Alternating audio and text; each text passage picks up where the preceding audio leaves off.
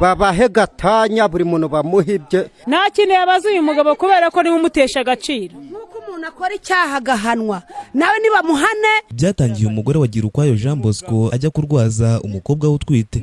Umusaza Jean Bosco abyita urukundo n'impuhwe umugore we afitiye umwana we. Byaje gukomeza nkaho ari impuhwe nyirabukwe afitiye umukwe we yita ku mugore we kenshi.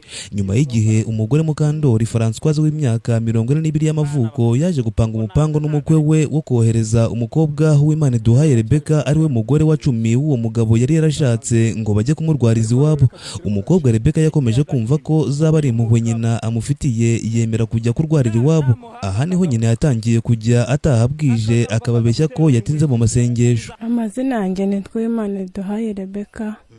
Uyu mukobwa watwawe umugabo na nyina umubyara aratubwira uko byagenze. Ikibazo nagize, mama yaje kundwaza ku mugabo wanjye, amaze kundwaza biba ngombwa ko tujya mu bitaro. Tuvuye mu bitaro tubira ku mugabo, ndaguma ndarwara, araguma arandwaza, dusubira mu bitaro, anzana hano arahandwariza. Hashize ibyumweru 2 asubira ku mugabo wanjye. Sinabimenya, aho mbimenyeye rero ndagira ngo mumfashe. Mu marira menshi avanzemo akababaro, umukobwa Rebecca aravuga ko nyina yamuhemukiye ubwo yemeraga kuryamana n'umukwe we. Iki ni igikomere yatewe. Mama yaramemukiye cyane. Wana nshaka umugabo yarangiza akankura mu nzu, birambabaje cyane. Nanjye bagomba kunka kuko byarambabaje.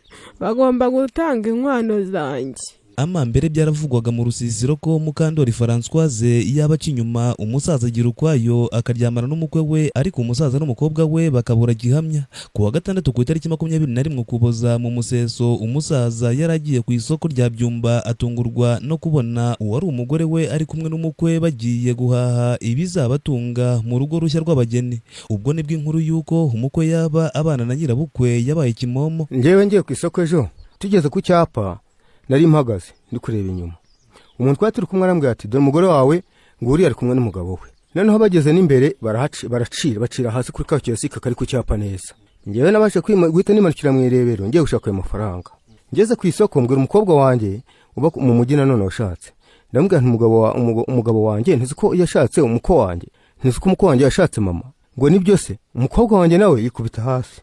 Ubwo nge nahise ngenda nubwo naje ndavuga nti ngewe ntago bishoboka, ibyo bintu birababaje cyane, mubidufashemo ku buryo mbese ari nibishoboka kuri ngewe rwose leta yabafata ikibazo bakagikurikirana. Uyu musaza arasaba ko yasubizwa inkwano yakoye uyu mugore bagatandukana mu mahoro, kuko ngo atakongera kubonana n'umugore waryamanye n'umukwe we. Ngewe ikintu ushaka nibyo natanze kwa databukwe. Afite agahinda mu mutima kababaje kuko biranababaje n'amahano, kuko nagarutse hano nashaka abantu bakora bakamaza bakashekira umuti. Ni akarengane cyane kuko nta kuntu wafata umwana yarishakiye urugo rwe, nangiza gushaka urugo rwe wowe nyuko bukwe ngo ugende utungwe n'umuko wawe. Abaturanyi b'uyu muryango bavuga ko ibyakozwe n'uyu mugore ari amahano, aho byageze n'ahasangira isaso n'umukobwa we. Ubundi umubyeyi wa nyawe ashimishwa no kubona umwana we ari mu nzu yubatse urugo ruzima ruhamye. None se kugiye gufata umukwe wawe ukamugira umugabo wawe, umwana uramujyanye ngo ugiye kumurwariza iwabo, kumbe ni uburyo bumeze nka kudeta no guhirika umwana wawe ku butegetsi. Urirukaso uhise usubirayo.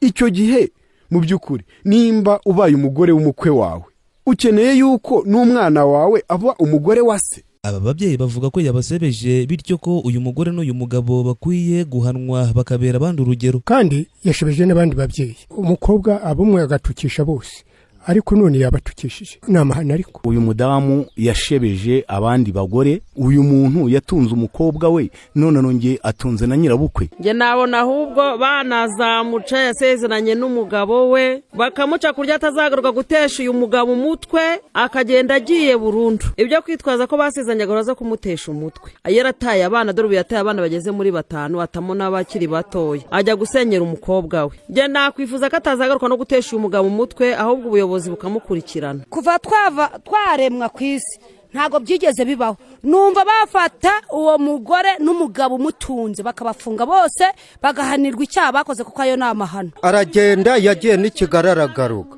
azatesha umutwe umugabo. Nese umugabo azagoma muri ibi ngo nuko basezeranye. Umubyeyi wo kugira ngo afate umwana bamusenyera urugo, ubu uyu mwana azaba hate ureba ahetse uruhinja rubyanye n'uwo agamuca inyuma nk'aho yamubaye hafi, ahubwo akajya gutungwa n'umukwe we.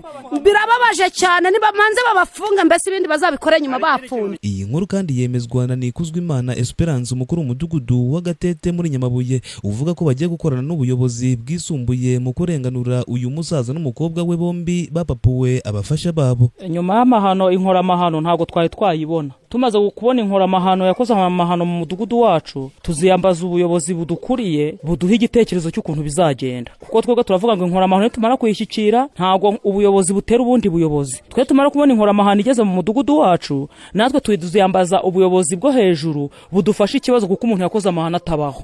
Nava mu nda ya mama nibwo nabona umubyeyi ujya gukura umwana we mu nzu, yamara kumukura mu nzu nawe agatungwa n'umukwe we bundi bushyashya ku mugaragaro, kandi yasezeranye n'umugabo we bwite. Umusaza we nararibonye Ruzindana Frederico ufite imyaka 86 y'amavuko ashimangira ko ntaho byabaye ko umukwe yisanzurana na nyirabukwe bikagera naho bose barebana ubwambure. Cyaraziraga, urumva ko atanamuvugaga, waragendaga wajyayo udaheruka rwose, akikera hariya ziko yagombaga gutumira n'uza kugufungurira niba bafite n'agasururu, agashyira mu gicuma, agashaka nk'umuntu wo hanze akaza akamubwira ati ngwino uganirize hano mushyitsi, akamuha ati mu mpera, akanga kumuha ngo atamuha mu ntoki ngo bakaba begeranye bati. None buno baratinyukana batyo, ntawavugaga umukwe, ntawavugaga nyirabukwe, ntawamuramutsaga. Iyo babaga bamaze igihe kirekire yafataga inkoni, umwe agafata ku mutwe w'inkoni, undi agafata ku kibuno cy'inkoni,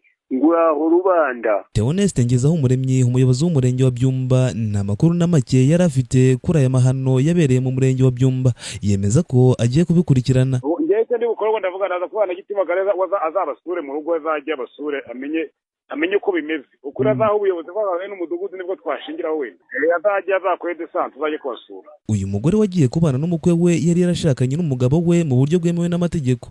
Itegeko rivuga ko gukora imibonano mpuzabitsina ikozwe n'uwashyingiwe ku buryo bwemewe n'amategeko akayikorana n'uwo batashyingiranwe abakoze icyaha cy'ubusambanyi. Uyu mugore aramutse ahamwe n'iki cyaha yahanishwa ingingo ya 245 mu gitabo cy'amategeko ahana ibyaha mu Rwanda, ivuga ko umuntu wese uhamwe n'icyaha cy'ubusambanyi ahanishwa igifungo kuva ku mezi 6 kugeza ku mwaka umwe. Kuva twaremwa ku isi ntago byigeze bibaho. Ahari umukecuru wagiye kubana n'umukwe we bikarangira asenyeye umukobwa we i Nyamabuye muri Gicumbi, nanjye Nditanga Ishatse Lionel.